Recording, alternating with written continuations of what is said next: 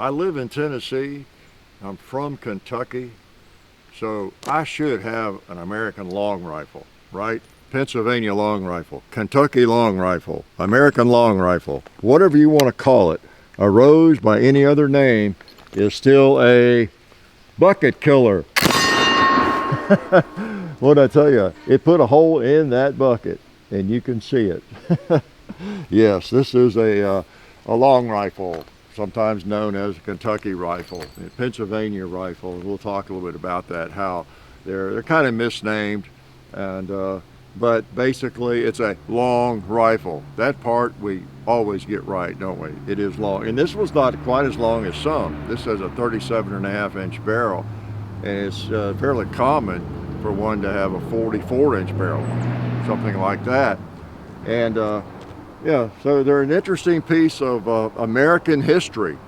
They really are. They're kind of uniquely American in so many ways. Now, their ancestry goes back to Germany, England, other places, but definitely a piece of Americana, whether it's a reproduction, it's an original, whatever that means sometimes with these, because they were made for centuries, and still being made, handmade by craftsmen, artists, as we speak, as this one was. So let me show you. How's this? Is it a pretty thing? Now it's iron mounted, meaning all the metal work is iron. Ew, isn't that a genius perception on my part? Instead of brass. I bought this at Friendship at the National Muzzleloading Shoot a few weeks ago. Felt like I was remiss, that I was being very, very negligent in not owning a Kentucky rifle or a long rifle. Like, what is wrong with me? The most American rifle, firearm maybe, that a person can own.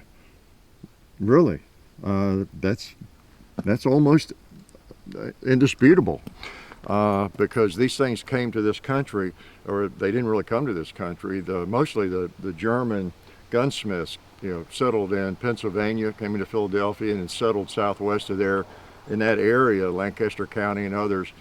And they were familiar with rifling, especially from rifles like the Jaeger, and they were shorter and heavier and bigger bore in a lot of ways, but they were rifled, and they were, had been used in hunting Germany and I guess Central Europe for a pretty good while.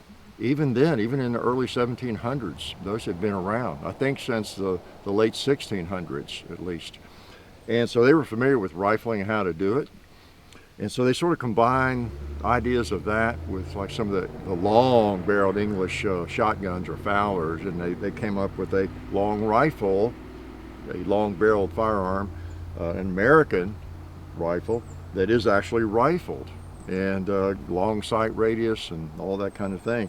And this is an example of one. Is load the barrel. I'm just shooting about 70 grains. I don't, you can load up to 90 or 100 or whatever. This is 54 caliber, but just for the ranges I'm shooting, I'm not trying to drop a grizzly bear today. And the fellow who made this was telling me he does a lot of deer hunting with it, and 44 caliber and these guns. I think he said he shoots 65 grains, and he's never had one not to go all the way through the deer, So you can overdo it, but then again, for some applications, you might need more power, right? And that's the nice thing about muzzle loaders in general. You're your own hand loader to some extent, aren't you? Well, I move stuff around here. I got to find my short starter. There it is, over there. I've had that thing since '74, I guess. I've been starting every round ball just about I've ever started was with this ball starter. Wow, so sentimental, isn't it? And I've never seen another one exactly like it. Big old hefty thing. I don't know if Charlie Hafter may have made that. I think I bought that at his shop. I don't know. I know he used to make things like that. Don't know. But anyway, this is pretty cool. Long rifle. Yeah, like I say, this one's not as long as many of them, but it's pretty long, and it's a little heavy because it's not heavy, unduly heavy, but it's not a swamp barrel. A lot of them, the really long ones, they swamp the barrel, which means it's normal thickness up here, but then it gets thinner out through the middle, and then larger again out towards the muzzle, is to get some of the weight out of it. And it's interesting. If you've never picked one up, if you ever get a chance, one of the really long rifles, I mean, they look like they're a mile long. They look like it'd be the most awkward thing to shoulder and try to shoot that you could imagine. And but when you pick it up and shoulder it, they're really not. They're not at all. They're no heavier than this, or maybe even lighter. Some of them.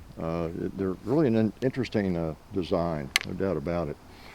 Put a little. Let's see now. Let's put a little powder in the primer. Let's see. I didn't punch out the touch hole. Some people do that every time they shoot, and it's not a bad idea. We'll see if we can get by without doing it here. Let's just shoot the gong before it gets too late. You want to? Try to.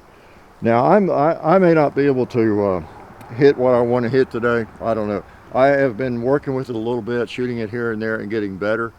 You know, I have a really negative history with flintlocks because of that Pedersoli the brown bess. I can't hit that pumpkin with it. But I've been shooting this a little bit today, this afternoon, because you know, you might as well shoot it. You got the same cleaning whether you shoot it 20 times or three times.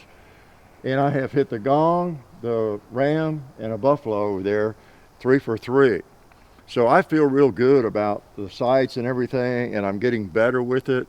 I may miss all of them, you know, since you're here. You know how that goes, but you know I'm telling you the truth. I did hit those, and I feel real good about my progress, at least, because you do tend to flinch with a flintlock. That's why they're called flinchlocks. But I'm getting better at dealing with that, I think, and whatever I do in the video.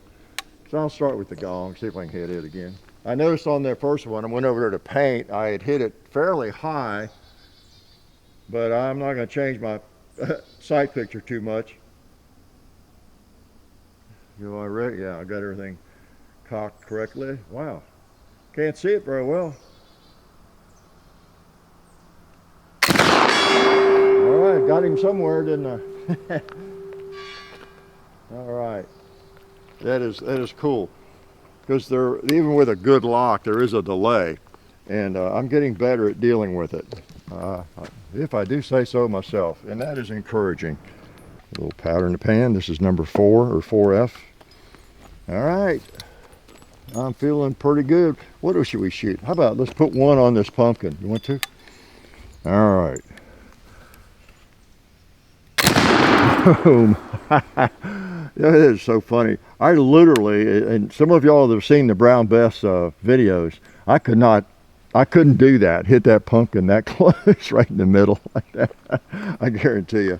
Because there's a video where I'm shooting a big pot, at a big pot, right there where that one is. I think the pot was about this high, wasn't it? And I missed it. I literally did with that brown bess.